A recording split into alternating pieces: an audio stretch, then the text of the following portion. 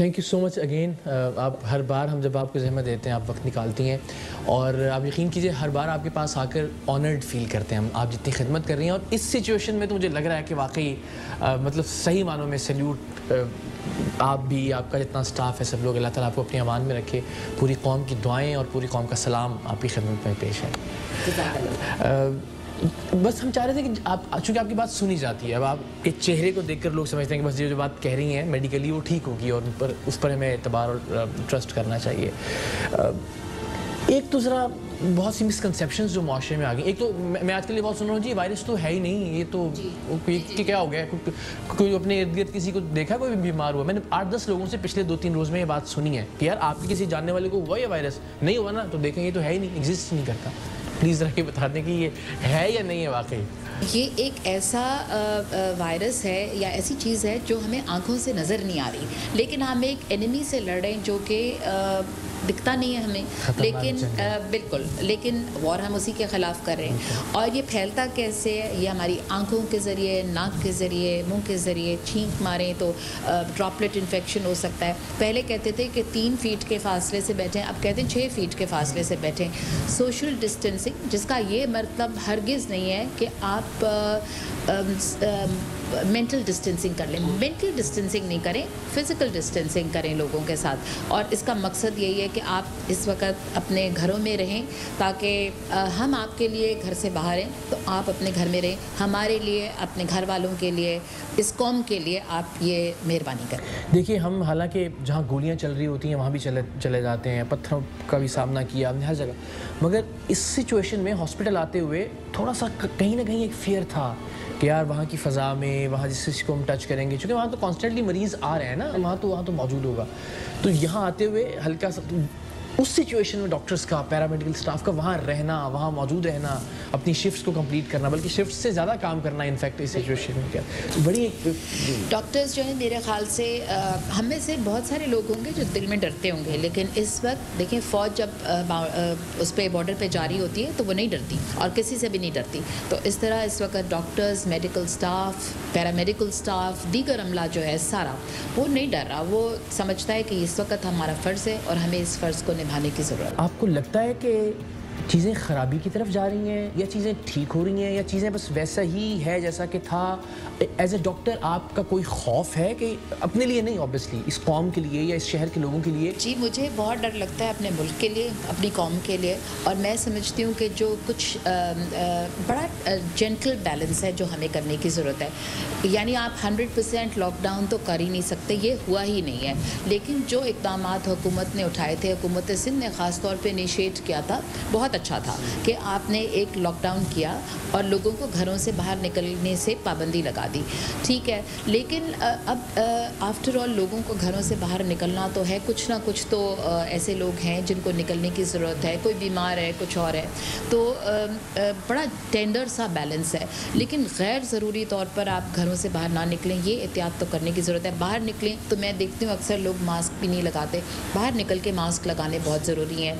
आप हाथों को बार बार धोने की ज़रूरत है, क्योंकि ये हमें पता नहीं चल रहा कि मुझे हो, आपको हो, किसी को भी नहीं खबर कि सरफेस पे कहीं है, तो इसलिए हमें एहतियात करने की ज़रूरत है। और यही वजह है कि बार बार जो गवर्नमेंट्स कह रही हैं कि घरों से गैर ज़रूरी तौर पर बाहर ना निकलें, डॉक्टर्स बार बार ये हिदायत दे रहे हैं, तो मेरा ख्याल में इस बात में खास कोई ना कोई वजन तो होगा। समझ ले एक आदमी के जरासीम ये कोई एक चीज़ होता है, ये बहुत सारे अगर फ़र्ज़ करें किसी सरफेस पे हैं और वो जो डिफरेंट जगहों पे देख रहे हैं कि वो एक शख्स ने दूसरे को हाथ लगाया तो वो पूरा बल्ब सा जलना शुरू हो जाता है उस पर, और क्या इसी तरह से ट्रांसमिट होता है? हम कैसे बच सकते हैं अगर मैं सारा दिन घर से बाहर हूँ और कहीं मेरे जिस्म पर वो मौजूद है और मैं आँखों को या नाक को या अपने, ये हमारी बड़ी आदत होती है कि हम चेहरे को हाथ लगा लेते हैं। अब जब हम ग्लव्स पहनते हैं ना तो मुझे एहसास होता है कि हम कितनी दफ़ा अपने चेहरे को हाथ लगाते हैं। तो नाक, आँखें, जो मुँह है, इसको हाथ लगाने की ज़रूरत नहीं है। और दूसरा, जब हम घर में जाते हैं, हम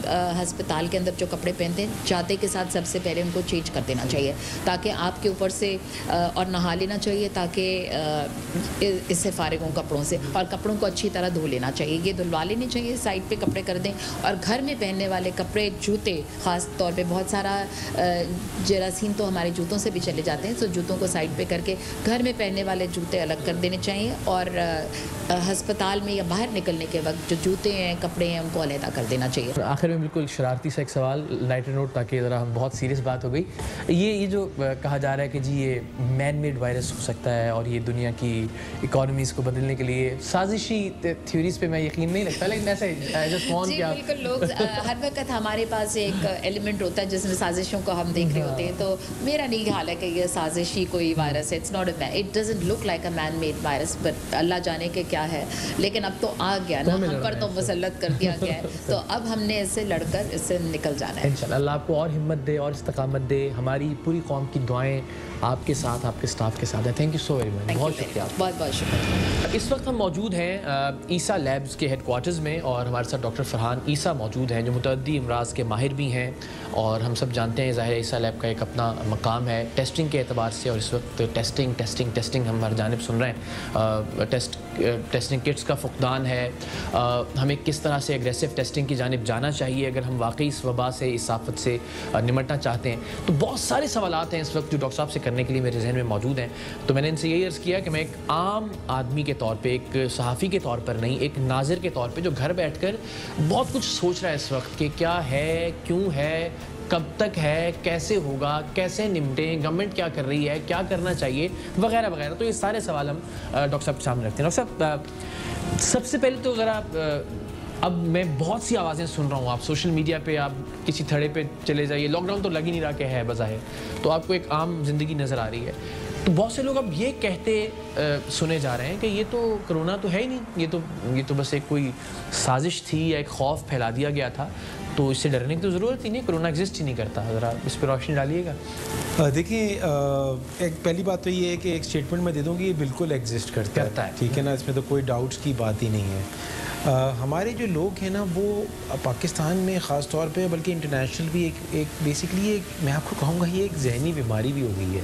आपको बताऊँ, ये इसके फिर साइकोलॉजिकल स्टडी हो चुकी है कि हमें अगर कोई चीज़ ऐसी पता चलती है जो दूसरों को नहीं पता, या हमारे पास खुद कोई ऐसी इंफॉर्मेशन है जो हमें लोगों से स्ट्रॉन्ग करती है, या हमें फीलिंग ऑफ स्ट्रॉन्ग करती है, या स्ट्रेंथ देती है, तो हमें एक हैप्पीनेस देती है। सही। और हम अपने आप को बहुत ही एक क्लाउड में और एक ख्याली दुनिया में समझते हैं। हो जाता है कि आप एक अलग बात करें, एक मुख्तलिफ बात करें, बिल्कुल, और ख्याली दुनिया में आते हैं और हम समझते हैं हम बहुत बेहतर हैं और बहुत वाइज हैं, और हम उसको फैलाना शुरू कर देते हैं। मसलन हम अमेरिका की बात करें, जिसने न जाने कितनी जंगें तेल पे लड़ी, इराक वॉर की बात कर लीजिए, अब अफगानिस्तान उसका आना, अब ये नहीं, उसने जितने तहलके मचाए, और हम अभी रिसेंट जो न्यूज़ देख रहे हैं कि वो तेल की मार्केट तो धड़ाम से ज़मीन पे आन गिरी, कई कंपनियां बंद करना पड़ रही हैं, और वो तो सारा कुछ, यानी किसी जंग लड़े बगैर ही बहुत सारी चीज़ें। तो क्या ये इस बात का इम्कान मौजूद है कि एक मैन मेड वायरस हो? इम्कान की बात कर रहे हैं, ज़ाहिर हम कोई फैसला नहीं सुना रहे, आपने ज़ाहिर मुख्तलिफ लेबॉर्ट्रीज़ में काम करके, तो क्या ये इसकी कोई पॉसिबिलिटी है कि कंट्रोल्ड कोई वायरस हो?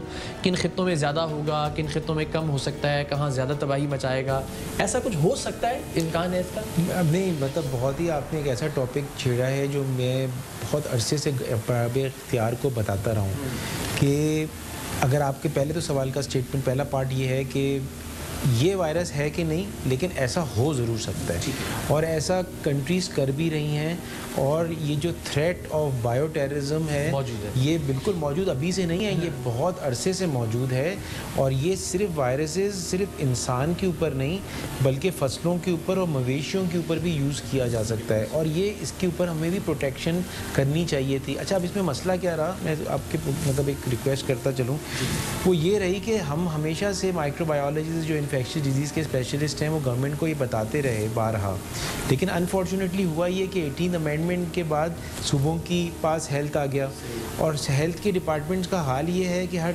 1.5-2 महीने में हेल्थ सेक्रेटरी चेंज हो जाता है, फिर जो नया आता है वो समझता है, तो ये कभी फॉर्मुलेट नहीं हो सका। अच्छा, ये नहीं, इसका मतलब ये है कि ये जो भी मुतल्लिकीन थे ऐसी किसी भी वबाई सूरत हाल के, वो अलार्म करते रहे कॉन्स्टेंटली, ऐसा कुछ हो सकता है, ऐसा हो सकता है। Thank you so much doctor साहब, आपके वक्त के लिए और आपकी इतनी मुफीद बातों के लिए बहुत शुक्रिया। Thank you so much. Thank you.